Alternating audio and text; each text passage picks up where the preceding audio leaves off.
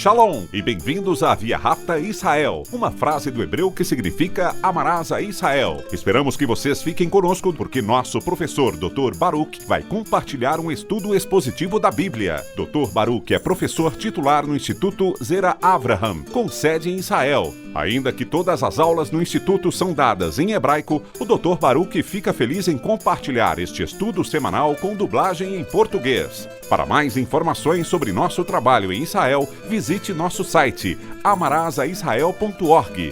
Fiquem agora com o Dr. Baruch e a aula de hoje. Well, we've arrived at the last part of the book of Revelation. Chegamos à última parte do livro do Apocalipse, o capítulo final e a mensagem final deste capítulo. Antes de concluirmos, nós precisamos nos fazer uma pergunta. O que faremos com o livro do Apocalipse? Com a sabedoria, com a percepção contida em suas palavras? É exatamente isso que João adverte seu povo. Aqueles que leem este livro. Por que eu digo isso? Bem, vamos continuar de onde paramos na semana passada. Apocalipse capítulo 22, e vejam comigo o versículo 11. Repetindo, Apocalipse 22, versículo 11. João terminou, em grande parte, a sua revelação, e agora ele a conclui, apresentando seus comentários finais ao povo. Ele não está tanto revelando coisas, mas desafiando as pessoas sobre o que farão com as palavras dessa profecia. Na verdade, existem duas direções. Você pode ir para a direita ou para a esquerda. O que vemos aqui? Vamos analisar o versículo 11. Ele diz: o injusto que continue sendo injusto, e os que são o quê? Continue lendo. Os impuros ou imundos que continuem impuros, mas o justo que seja justo, e o santo que seja santo. Temos duas abordagens. Podemos caminhar da injustiça, naquilo que leva à impureza, naquilo que é impuro diante de Deus, ou seja, naquilo que será rejeitado. Ou podemos caminhar na justiça e na santidade de Deus. Por meio do quê? Não por meio da nossa carne, da nossa capacidade, da nossa sabedoria ou de qualquer coisa. Somente através da redenção que vem pela fé no Messias, que vem pela obra do Cordeiro. Então, no versículo 11, estamos falando de uma escolha. Você precisa determinar o que fará com a verdade do Apocalipse. Ela impactará sua vida ou não? Vamos para o versículo 12. Ele diz: eis que venho em breve. A minha recompensa está comigo, para dar a cada homem segundo suas obras. Há algumas semanas, expliquei que no livro do Apocalipse, nós falamos sobre as congregações do Senhor. E ele diz a cada uma delas: eu conheço as suas obras, eu conheço os seus feitos. Isso é muito importante. Por quê? Por causa do que acabamos de ler. Ele voltará com o propósito de julgar, e precisamos compreender o juízo de duas maneiras. Existe o juízo no sentido de condenação, mas também o juízo no sentido de vindicação. Ele será baseado em nossas obras, em nossas vidas. Não estamos falando de salvação aqui, mas sim se nossas obras serão aceitáveis para Ele ou se serão rejeitadas.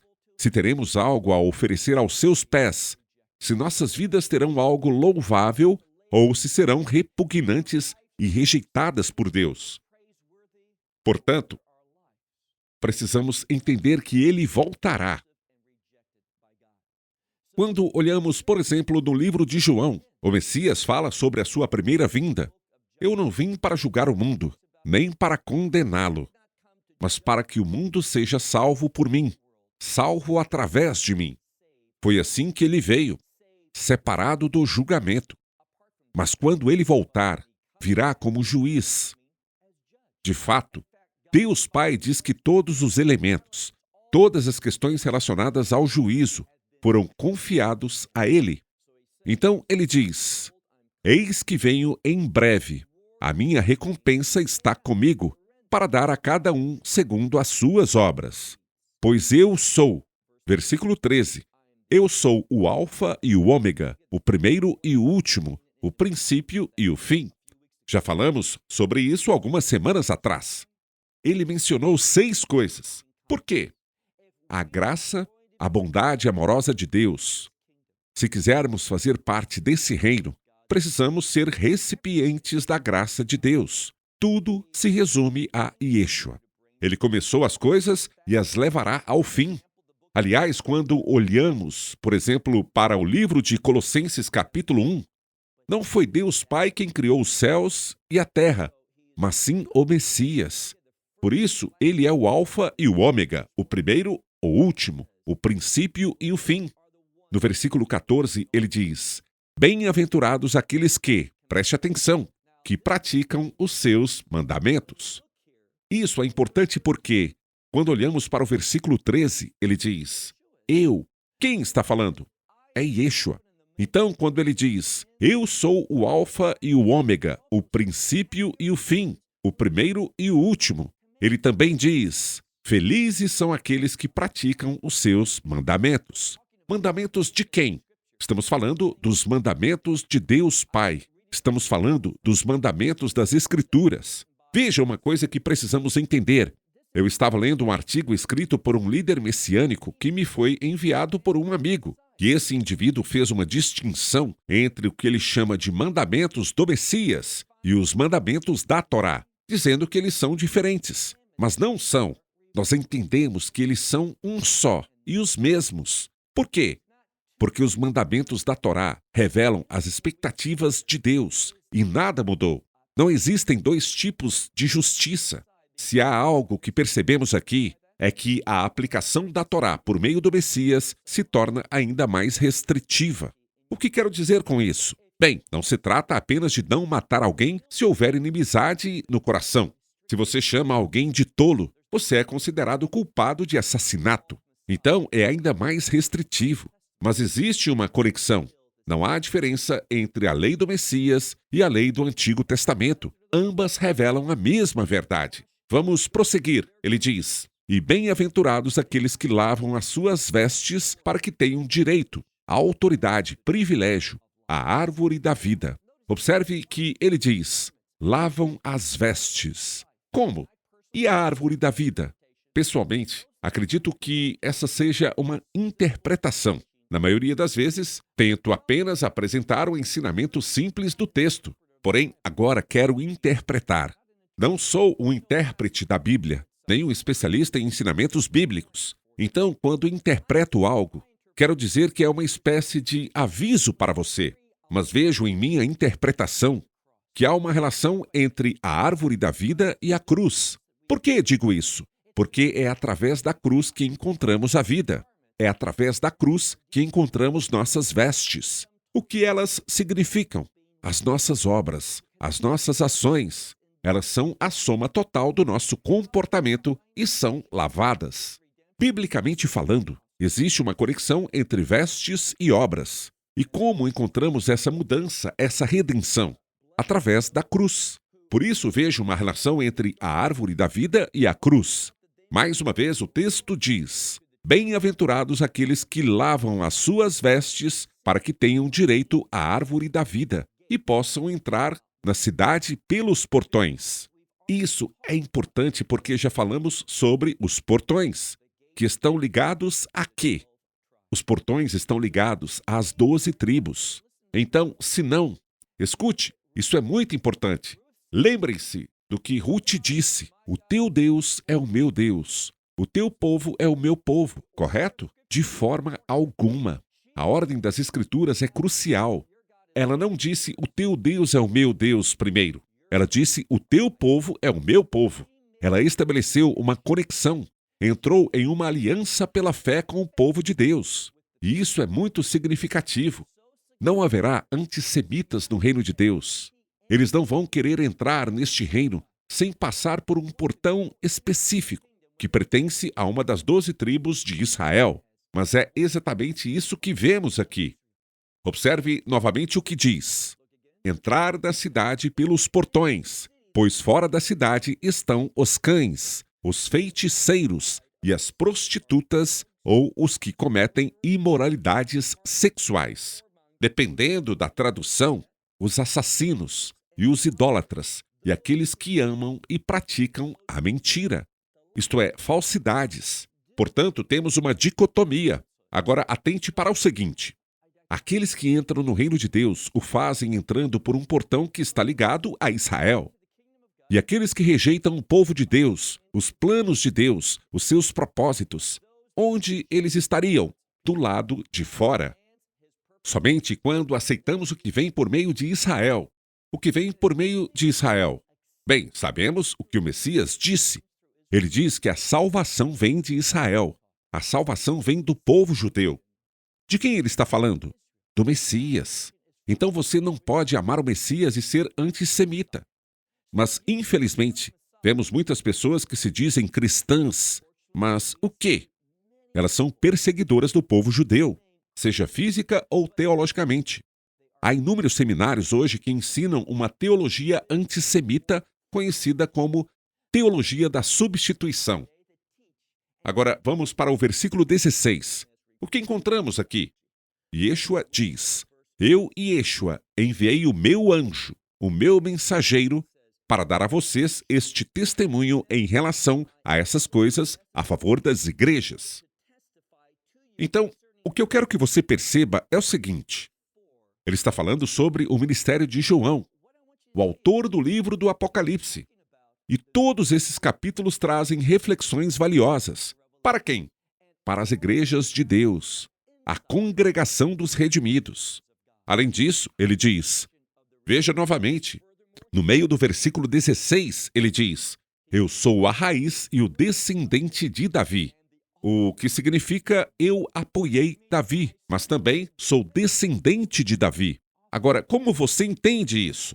Uma boa maneira de compreender esse trecho é o que já discutimos algumas semanas atrás, quando mencionamos o Salmo 110, quando Davi diz ao seu Senhor. E quem é o seu Senhor? O Messias. O que quero que você perceba é que Yeshua apoiou Davi, mas ele também veio da casa de Davi. É isso que se trata dessa passagem das Escrituras. Ele diz que também é a resplandecente estrela da manhã. Versículo 17. O Espírito e a noiva dizem. Por que isso é tão importante? Por causa da conexão entre a noiva. E qual seria outra palavra?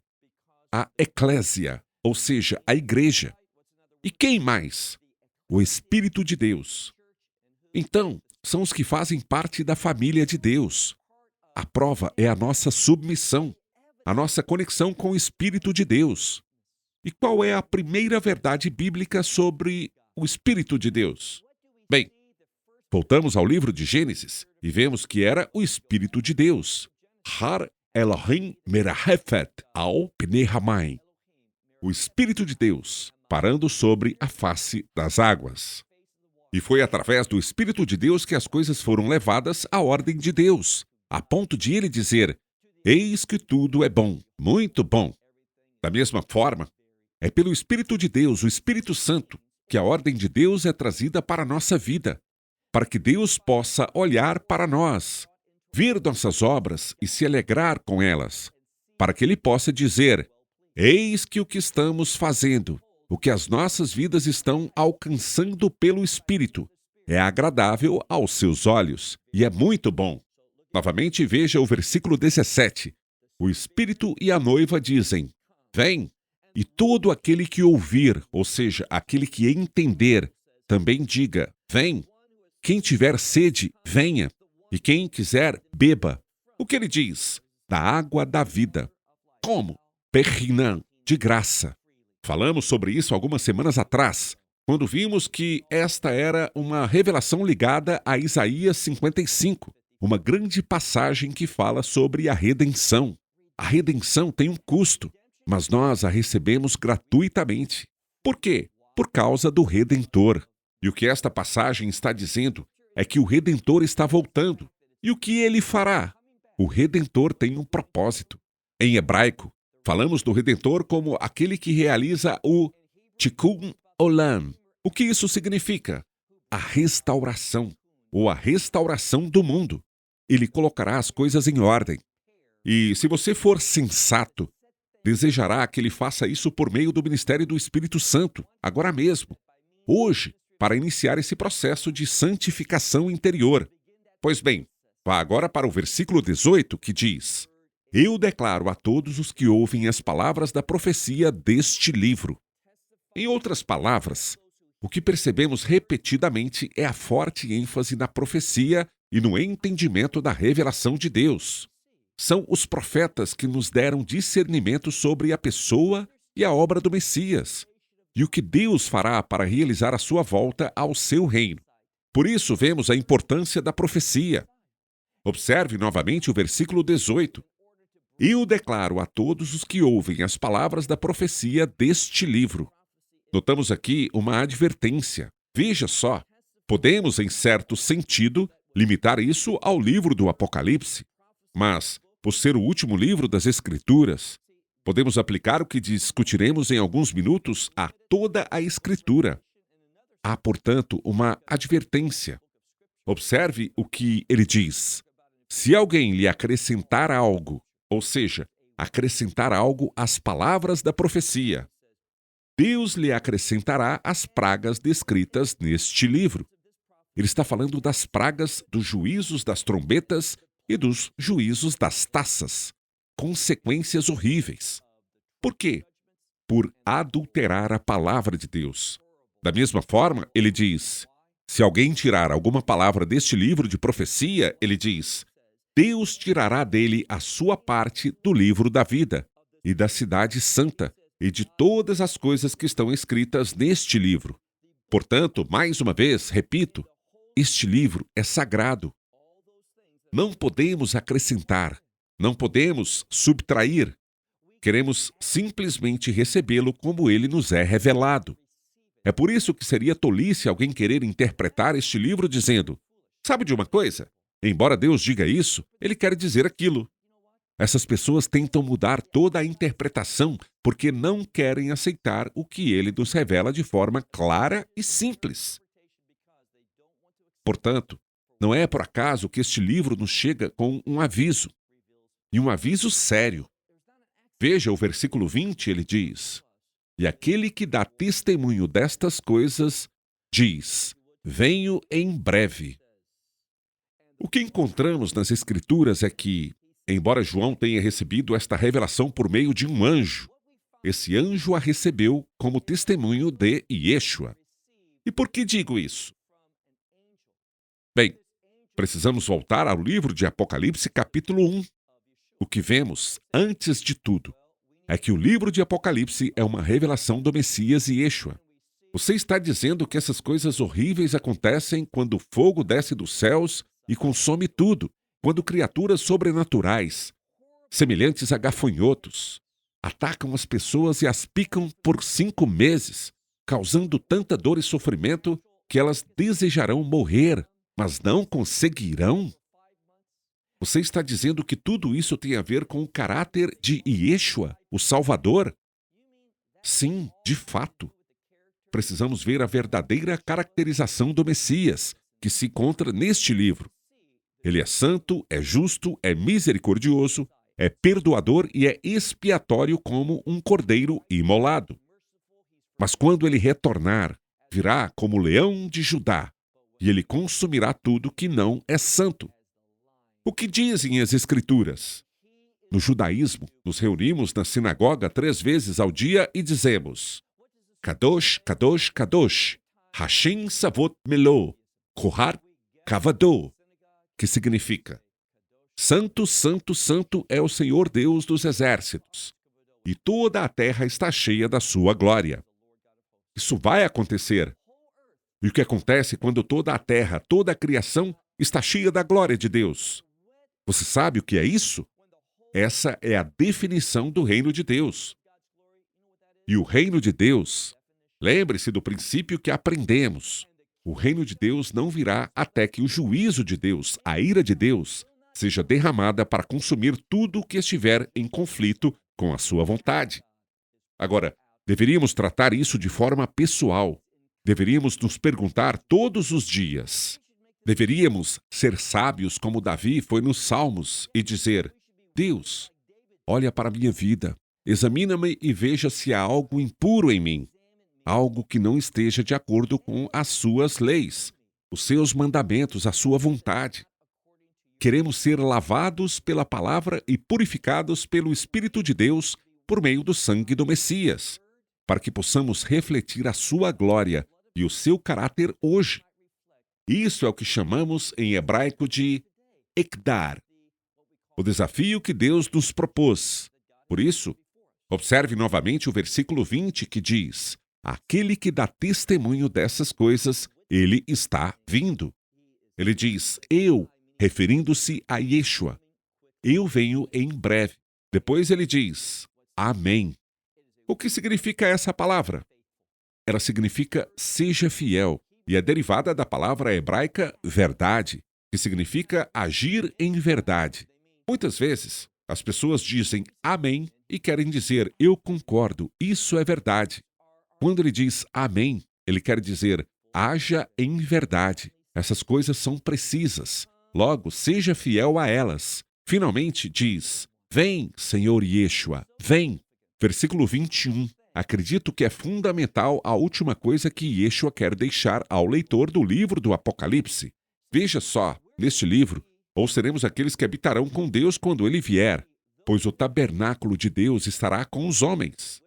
Ou seremos aqueles que o experimentarão para sempre, a sua bênção, sua bondade, a sua santidade, e teremos o privilégio de adorá-lo em espírito e em verdade por toda a eternidade. Ou estaremos do lado de fora dos muros da cidade santa, no lago que arde com fogo e enxofre, lugar de trevas, ranger de dentes e tormento eterno.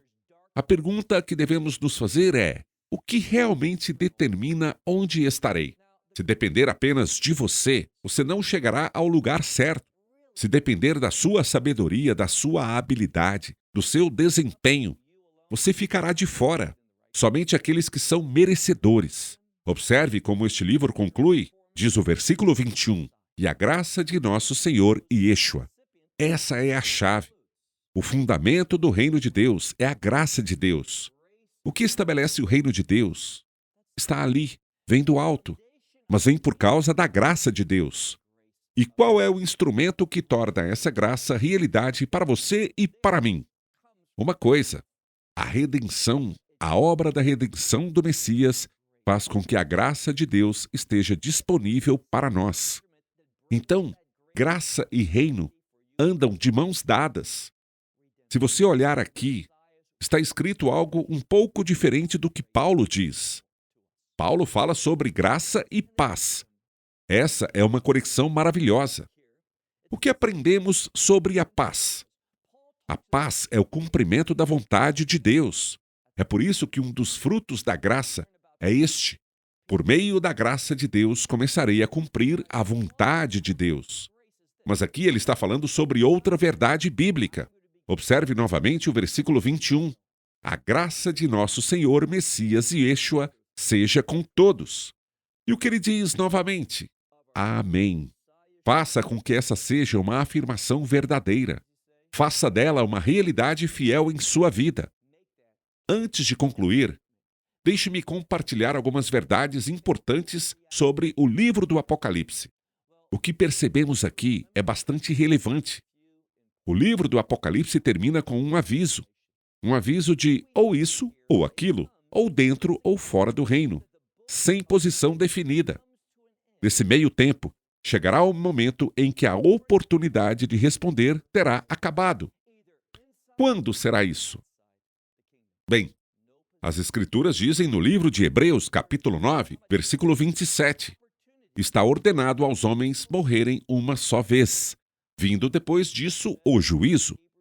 Se você não tomar a decisão de receber o Messias em sua vida antes de morrer, estará eternamente perdido.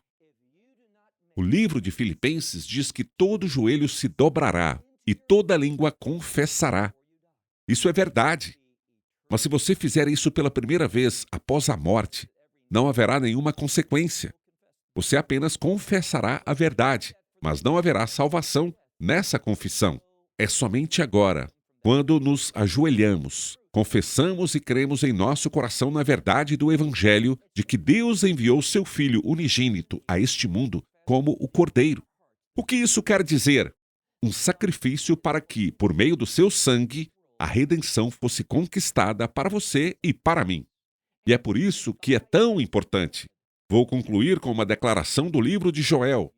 Joel nos diz que haverá um dia terrível que virá, conhecido como o Dia do Senhor. E isso é visto no livro do Apocalipse, começando no capítulo 8. Ele afirma que todos os que invocarem o nome do Senhor antes disso serão salvos. E há uma bênção que decorre dessa atitude. Que bênção é essa? Nós teremos um novo corpo, um corpo glorificado, que será perfeitamente projetado para o reino de Deus. Deixe-me te perguntar uma coisa. Não é isso que você deseja? Quero dizer, observe o destino da humanidade. E o que você vê? Você vê o que está acontecendo neste mundo. Vivemos hoje em um mundo de completa confusão. Vemos guerras, vemos pestes, vemos dificuldades e vemos o aumento da criminalidade em todo o mundo. Por quê? Porque este mundo está se aproximando de um tempo sombrio. A oportunidade final para as pessoas tomarem uma decisão. Minha esperança e minha oração é que você use este momento agora para tomar a decisão. Simplesmente dizendo, sou pecador, não posso me salvar. Coloco minha confiança e minha fé no Messias Yeshua, que morreu por mim e ressuscitou dos mortos, o que simboliza a vitória que terei para sempre em seu reino. Bem, encerramos por aqui. Até a próxima semana. Esperamos que você tenha desfrutado da aula de hoje e que possa compartilhá-la com outros. Te convidamos a participar e nos acompanhar a cada semana, a esta hora e por este canal, em mais um episódio de Amarás a Israel. Para mais informações em português, visite amarasaisrael.org, onde encontrará muitos outros estudos realizados pelo Dr. Baruch. Até a próxima semana. Que Deus, nosso Messias Yeshua, nosso Senhor Jesus Cristo, te abençoe durante a sua caminhada com Ele. Shalom, desde Israel.